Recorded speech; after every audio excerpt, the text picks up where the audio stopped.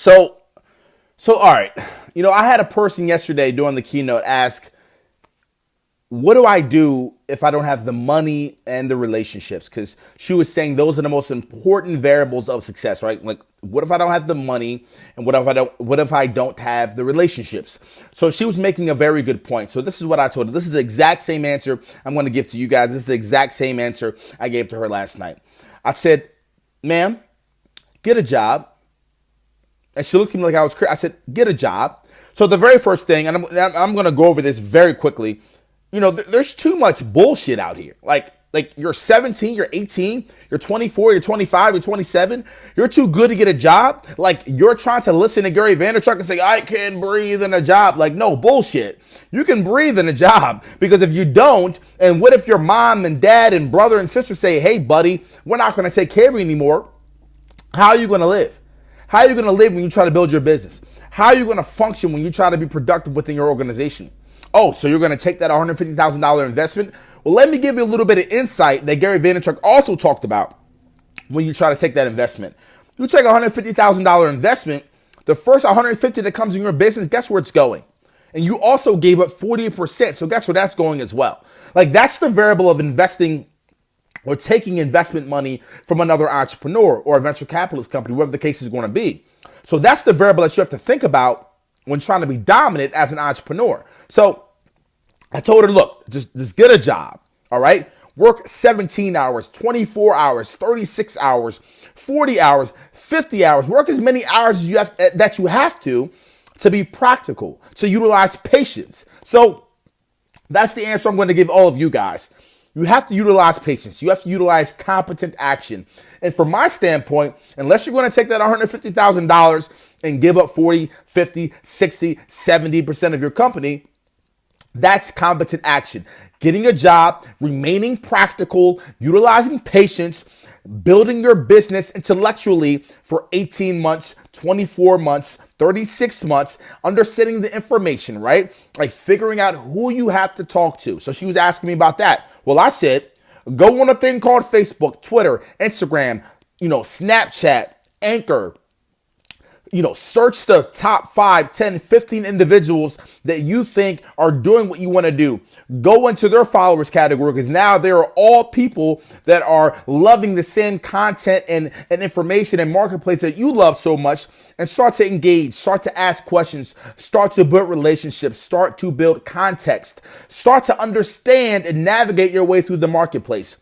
What does that take? That takes hard work. What does that take? That takes patience. Like, it's tedious shit to do on a day-to-day basis. Like, it's tedious to sit around for 6 hours sifting through social media, understanding who's in the marketplace, and taking, one by one, trying to land meetings, trying to engage, trying to add value, trying to figure out exactly if you guys can be able to make some sort of a partnership and bring value to each other. That's tedious. It's hard. It sucks. It's not glamorous. It's not sexy. It's not flashy watches. It's not on a jet. It's not any of that stuff. It's literally hanging out in your office or your bedroom, wherever you're going to be, at your local Starbucks, and putting in the work and the time and the patience. So I told her, look, save up five grand, 10 grand, 15 grand, live a boring average life and become very practical and utilize patience. Like, what's the rush?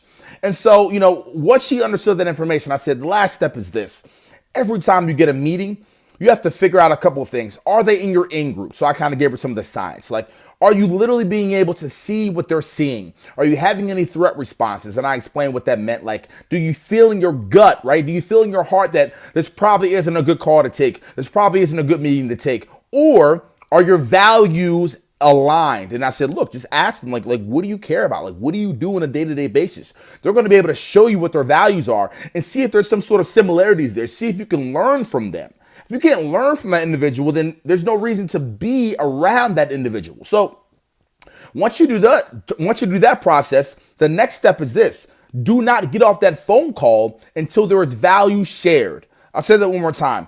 Don't hang up the phone until you guys find something valuable that you can share. Doesn't mean you're giving them something and hopping off. Doesn't mean they're just giving you something and hopping off. If you guys have the same interests, the same values, if you're in your in group, there's a way you can find value. There's a way that both of you can take competent action throughout that phone call and figure out a way to add value to each other's business, process, goals, etc. So that's the process. I said, you save up 5, 10, 15 grand at your local donut shop, at your local restaurant, at your local Barnes and Nobles, like whatever it's going to be, like whatever job you can get, you become practical and you keep telling yourself, shit, if everything goes well, I can live until like 90. If everything goes well, I can live till like 85, right? Like, yeah, my grandmother lived pretty long. My mom's doing pretty well health-wise.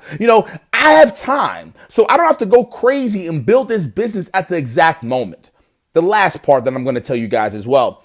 If any of you guys right now are under the impression that you can't work a job, you can't breathe in a job, well, let me teach you some neuroscience like programming that you can do. Self-talk is amazing. The brain loves consistency. So if you consistently tell yourself it's going to be okay, you're doing this for a reason. If you are programming your brain to realize the value that you're going to get on the back end from putting in 30, 40, 50 hours a week at your local Taco Bell, because you're taking those monies and you're dumping it deep into your passion, you're dumping it deep into what you truly care about, you'll be able to breathe a little bit better. You'll be able to understand, why you're slaving away at that job. You'll be able to be a little bit more efficient once you get out of that job at the end of the night, at the end of the day, whatever the case is going to be. So that's just one simple tip of programming. Understand what positive self-talk can do. Understand that the brain loves consistency. So if you hold and lock in your mind that working at 7-Eleven, working at, Nordstrom's, working at Taco Bell, you're programming that to be correlated to your back end goal, which is to build that mega juggernaut business, then you will be okay. That's what your brain will continue to tell itself. Your energy, your creativity, your innovation will not decrease because your highest value, your goal, your internal driver is the back end goals, the back end shit, the back end value that you're looking to obtain.